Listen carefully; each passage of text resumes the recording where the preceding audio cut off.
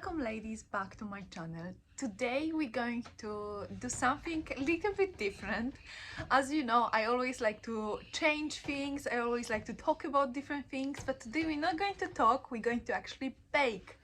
So this is something new for me as well because I never actually bake with you, but I was thinking, you know what, let's just try something different and maybe you will be interested, maybe you will like what I bake, and maybe we can do once a while like a series of baking with me. And I will be trying to choose those kind of like recipes that they are not very complicated, because I personally don't like bake with let's say doing this for hours. I like to bake that something that is quite simple, that it's give me pleasure, but also there's not much cleaning after that. You know, I'm more this kind of person that simple baking rather than going for something very crazy. But who knows, one day maybe we do something crazy. But today we're going to actually bake. You're going to bake with me, or you're going to see how I bake Victoria sponge cake that is quite popular here in Scotland and overall in England. And I think you're going to enjoy this one, and honestly it's such a delicious cake. We had this yesterday, so I can tell you already after baking it yesterday that it's really great. There will be some tips that I will tell you what I actually discovered during this process that I could maybe avoid, and it could be a little bit better. But overall the taste, and it looks great, and I think like you're really going to like that, because you know, if you're going to have a guest, this is this type of cake that you can make it in few hours. You just put it in the fridge for let's say 2 hours and it's going to be ready. So it's great that you know that maybe some kind of guests are coming the same day, that maybe you didn't prepare yourself before. But it's honestly great cake for like tea or coffee when you have your maybe friends coming, and it's something that you can actually shine a little bit, because it is very simple, but it's also really delicious, so people are really going to appreciate it. I hope you enjoyed this one. I'm going to just show you now how I make it, how I made it, and you're going to just hear my voice, so enjoy. Okay ladies, so first what we need is a 170 gram of wheat flour. I use like a plain white flour. I try to now buy like gluten free, so I found this one, it was gluten free, and it was really good, so I highly recommend that. We will need 1 1/4 teaspoon of baking powder, 170 gram of soft butter. As you can see, this is my butter. I took it from the fridge, but after I will show you, I'm going to actually melt it a little bit. We need 3 medium-sized eggs and some kind of fine baking sugar. I had prepared here icing sugar, and I had like a normal sugar, and eventually I went with normal sugar, so it still worked. We will need some kind of mixer, and first we will need to wipe soft butter with sugar for this kind of like a white, very soft cream. And my butter was hard, as I said, so I needed to put it in the microwave for about 30 seconds, and it was soft, and I put it in the mixer, and after I added sugar, and we wiping for around 4 or 5 minutes until everything is very nice.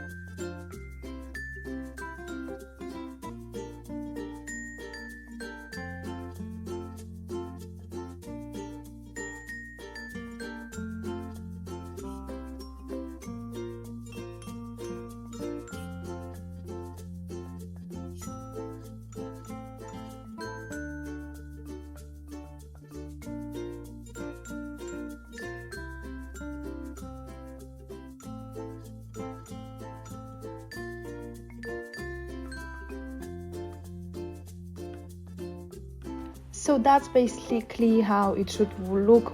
Butter, white butter with sugar, that's like a final product of that. And the next we will be adding some eggs to it.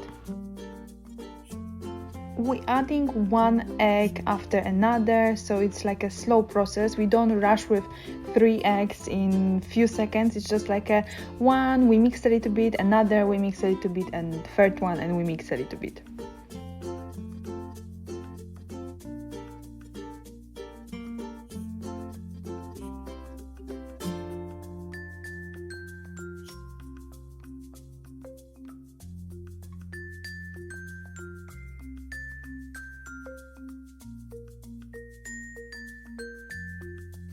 Next, we prepare 170 gram of white flour. We put them in a separate bowl, and we will mix it with 1 1/4 of baking powder. We mix that separately because we always try to mix dry ingredients separately while the eggs are still mixing. And after, we're going to put this flour mixture into the egg mixture.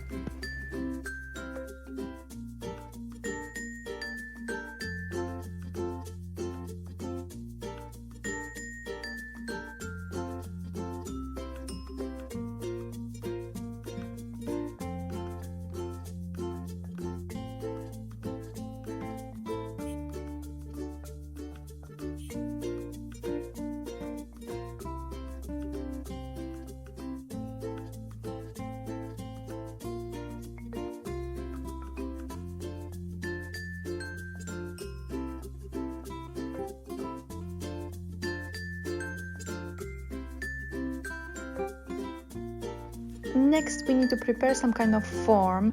Mine is quite small. I didn't plan to make a very big cake because it was just really for me and my partner, and I really planned him to eat more of the cake, so it couldn't be really big. But obviously, if you want, you can find something a little bit bigger. I think overall it's maximum 23 centimeter diameter. Mine is, I think, about 18, but it works like a charm. And yeah, if I would do this cake again, I would probably use exactly the same. I am putting baking paper. I like to cut it with scissors to the shape of the form. So I cut it like a circle, and then I just put all the butter from the cake inside, and it's basically ready to put it in the oven.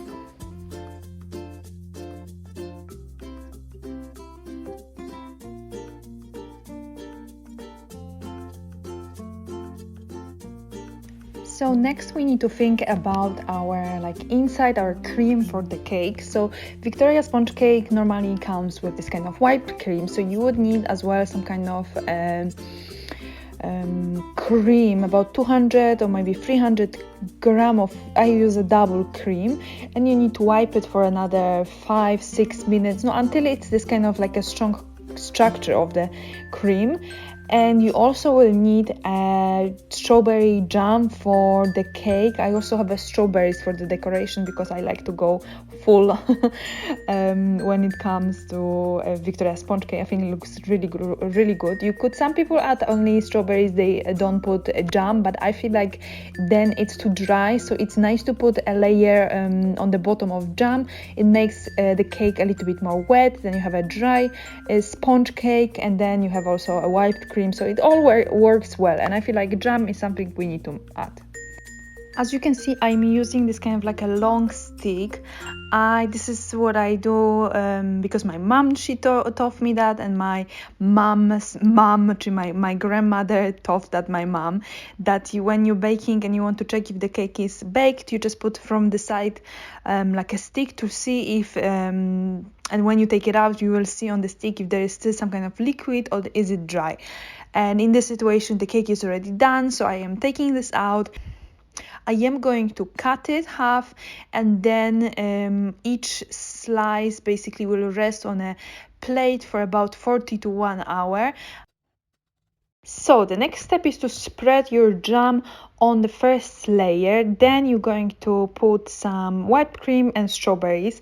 And I just wanted to say that my mistake was that I didn't put the whipped cream to the fridge. I left it all this time when my cake was resting. So then when I started putting my whipped cream, I noticed it was already getting a little bit like it didn't have this consistency like it had before. So my advice is for you to put your whipped cream to the fridge while the cake is resting. I completely forgot about this. There was nothing in the recipe, so I just left everything in my kitchen. But honestly, it's better for you if you put the whipped cream in the fridge, and once the cake is it's not hot anymore, then you take it out from the fridge, because as you will see afterwards, it still looks okay, but the bottoms, the whipped cream start coming out a little bit from the from the cake. But then I just made the decoration quickly. I put the cake in the fridge and it was okay, it's set eventually. But that's just my advice, to put the whipped cream to the fridge when we don't use it, once it's done really. So once it's done, you wiped it, you put it in the fridge, and then you do everything else.